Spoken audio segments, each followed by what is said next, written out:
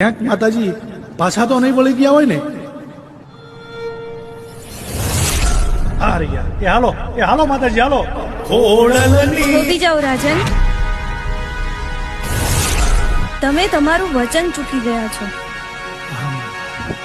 મને યાદ આવ્યું માતાજી, મેં નેહડેથી હાલતી વેળાએ તમને વચન આપ્યું હતું કે હું રસ્તામાં ક્યાંય પાછું વાળીને જોઈશ નહીં.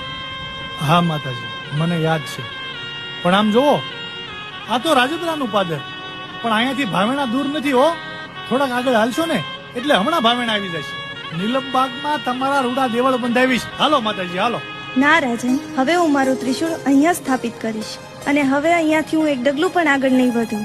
મને આ રાજપરાનું પાદર અને આ ધરો બહુ વહાલા લાગવા લાગ્યા. પણ અમારી 1800 પાદરની પ્રજા, એમાં કોઈ ઘર ગરીબ પણ હોય અને તમને હવા મુઠ્ઠીની લાપસી માને ને, તો માતાજી એનો સ્વીકાર કરીને એના કામ કરજો, એના દુઃખ ભાંગજો હો માતાજી. એટલું આ ભાવેણાના રાજા આતાભાઈ ગોહિલ તમારી પાસે માંગે છે. તો મારું પણ તમને વચન છે. વચન? શું વચન આપો છો માતાજી? તો તમે પણ સાંભળી લો રાજન. તમારી પ્રજા મને હવા મુઠ્ઠીની માનતા માનશે તો દોડીને હું એના ઉઘાડા પગે કામ કરું તો માનજો કે હું મામડિયા ચારણની દીકરી આઈ ખોડિયાર, ભાવેણાના રાજા આતાભાઈ ગોહિલના વચને બંધાણી હતી. જય હો, જય હો આઈ ખોડિયાર, તમારો જય હો.